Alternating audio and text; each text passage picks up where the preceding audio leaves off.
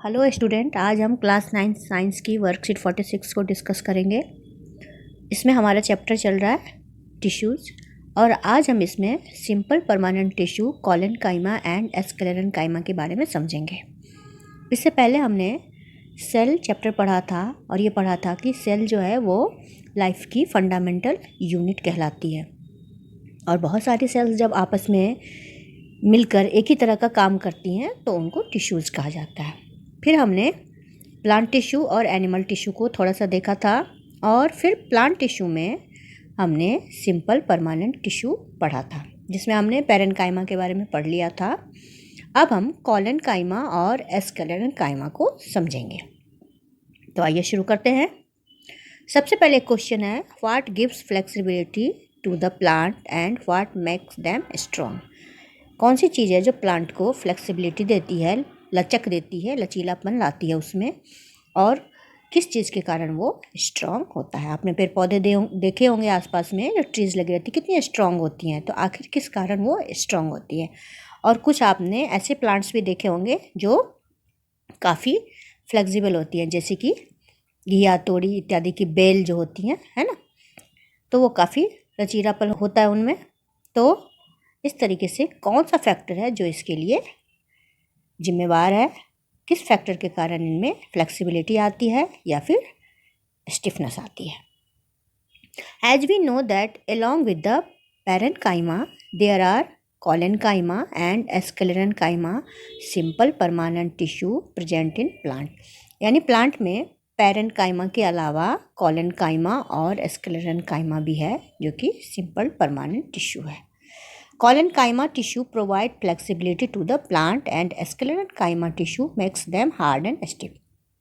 अब collenchyma जो है वो फ्लेक्सिबिलिटी देता है प्लांट को और sclerenchyma जो है वो प्लांट को हार्ड और स्टिफ बनाता है, मतलब उसको मजबूती देता है, हार्डनेस देता है उसमें। अब इन दोनों टिश्यूज के बारे में हम थोड़ा विस्तार से पढ़ते हैं। collenchyma क्या है? It can be observed in a cross section of leaf stalks below the epidermis। ये जो है लॉन्गिट्यूडनल और ये ट्रांसवर्स सेक्शन है कटा हुआ लीफ स्टॉक्स का, और लीफ के एपिडर्मिस के नीचे इसकी लेयर होती है। अब इसको देखकर हम इसको स्टडी करेंगे। Cells of this tissue are living and elongated. इसके जो सेल होते हैं इस टिश्यू के वो लंबे होते हैं और लिविंग होते हैं। इससे पहले जो हमने पैरेन्काइमा देखा है उसके सेल्स भी लिविंग होते हैं, लेकिन आगे जब हम स्क्लेरेनकाइमा देखेंगे तो उसकी सेल्स डेड होती हैं। Cell wall are irregularly thickened at the corner due to deposition of pectin in it. Due to this deposition there is very little intercellular space in them. इसको समझते हैं। तो इसके ये देखिए यहाँ पे सेल वॉल दिखाया गया, या आपको सेल वॉल दिख रही होगी, काफ़ी मोटी है। तो सेल वॉल मोटी है क्यों? क्योंकि यहाँ पे पैक्टिन का जमाव हो जाता है। ये जो आपको ये दिख रहे हैं सारे, ये रेड कलर के ये सारे दिख रहे हैं, असल में यहाँ पे डिपॉजिट हो रखा है पैक्टिन का, और पैक्टिन जमाव के कारण, जमने के कारण इसकी सेल वॉल मोटी है और इस कारण से इसमें इंटरसेलुलर स्पेस बहुत कम होता है। यानी इंटरसेलुलर स्पेस का मतलब है सेल के बीच में जगह बहुत कम होती है। Flexibility in plant is due to the presence of collenchyma tissue. तो कॉलेनकाइमा टिश्यू के कारण जो प्लांट होता है वो फ्लेक्सिबल होता है। आपने देखा होगा आसपास में घिया की, तोड़ी की बेल या इस तरह की जिसमें टेंड्रिल होती है, ऐसे ऐसे करके वो चढ़ जाती है ऊपर, है ना। तो आखिर ये बिना टूटे इस तरह से कोई भी छोटा प्लांट है वो ऊपर आप कहीं भी पकड़ के उसको ऊपर चढ़ा देते हैं, वो चढ़ जाती है टेंड्रिल के कारण। तो आखिर ये इसके कारण होता है, ये कॉलेनकाइमा टिश्यू के प्रेजेंस के कारण होता है।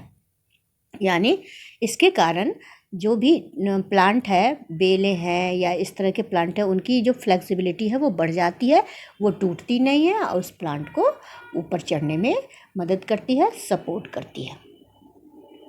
It also provides mechanical support to plant. और इसके अलावा ये प्लांट को मैकेनिकल सपोर्ट भी देती है, मजबूती देती है ना। तो इस तरीके से ये कॉलेनकाइमा टिश्यू के बारे में आपको समझा दिया गया है। इस चित्र को आप देखेंगे तो बस इस चित्र में ये है कि सेल वॉल बहुत थिक है और ये बड़े बड़े जो आपको खाली जगह दिख रहे हैं, ये ये सारे वैक्यूल्स हैं, है ना, ये सारे वैक्यूल्स हैं। और ये आपको न्यूक्लियस दिखाया गया है। यहाँ देखिए ये न्यूक्लियस है, ये सेल वॉल है, ये लॉन्गिट्यूडनल सेक्शन है, ये ट्रांसवर्स सेक्शन है, और इसमें सारी बातें हमको क्लियर दिख जाती है माइक्रोस्कोप के अंदर। अब दूसरा है स्क्लेरेन्काइमा। स्क्लेरेन्काइमा को समझते हैं।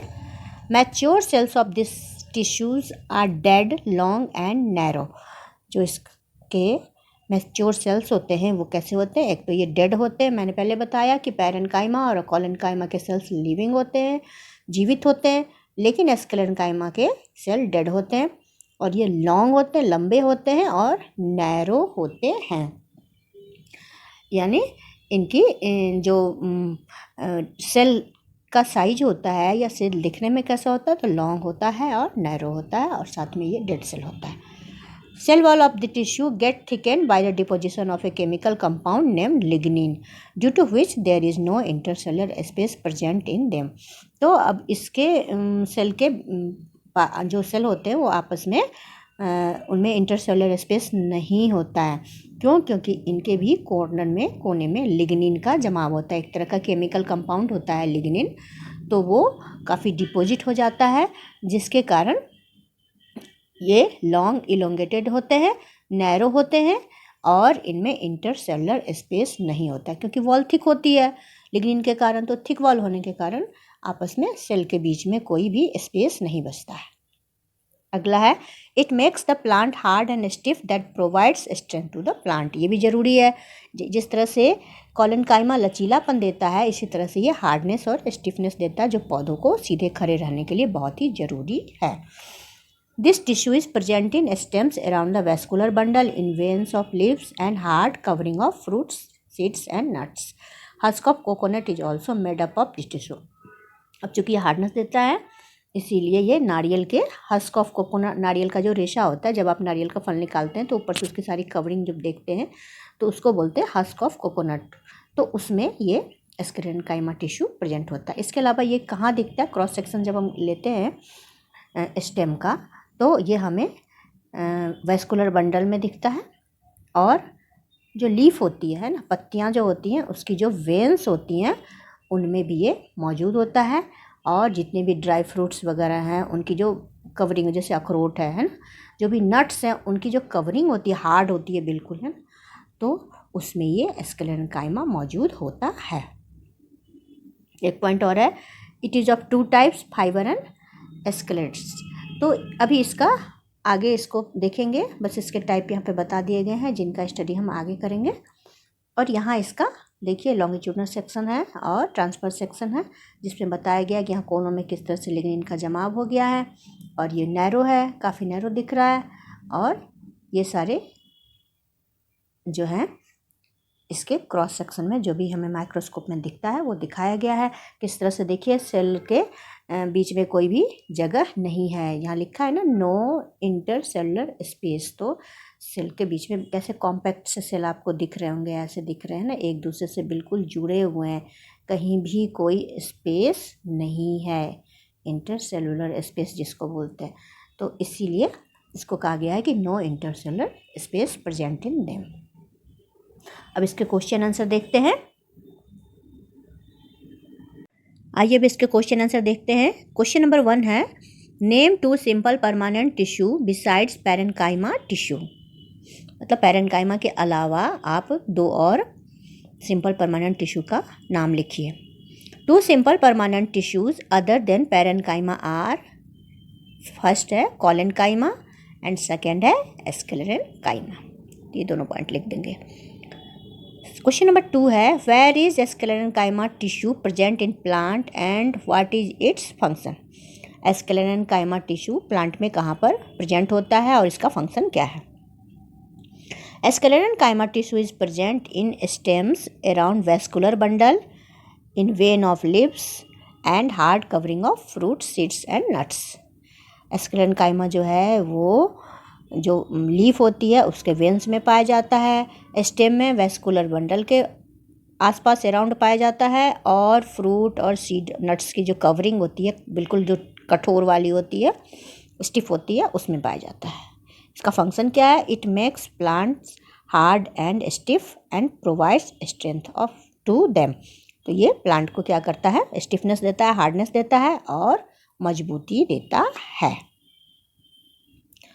अब है क्वेश्चन नंबर 3 देखते हैं।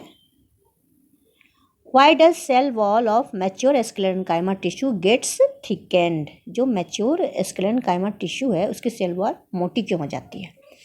Cell walls of sclerenchyma gets thickened by deposition of a chemical compound named lignin. तो जो स्क्लेरेनकाइमा की सेल वॉल होती है उसके होने पर लिग्निन का जमाव हो जाता है। ये जो लिग्निन है एक केमिकल कंपाउंड है, ये डिपॉजिट हो जाता है, जम जाता है यूं करके, इसीलिए इसकी सेल वॉल जो है वो मोटी हो जाती है। क्वेश्चन नंबर 4 है, where is collenchyma tissue located in plant and what is its function? Collenchyma tissue plant में कहाँ पर लोकेटेड होता है, कहाँ पे पाया जाता है और इसका फंक्शन क्या है? आंसर है, we can find collenchyma tissue in leaf stalks below the epidermis. It provides flexibility in plant and provides mechanical support to them. हम कोलेनकाइमा टिश्यू को जो भी लीफ स्टॉक है उसके एपिडर्मिस के नीचे जब उसका क्रॉस सेक्शन देखा जाएगा तो एपिडर्मिस का जो लेयर है उसके नीचे आपको कोलेनकाइमा टिश्यू मिल जाएंगे। और ये क्या करते हैं, प्लांट में फ्लेक्सिबिलिटी लचीलापन लाते हैं।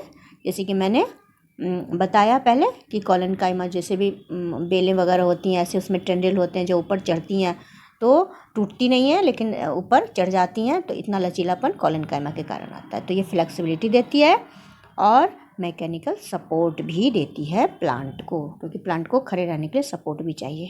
तो ये दोनों काम कोलेनकाइमा टिश्यू करती हैं।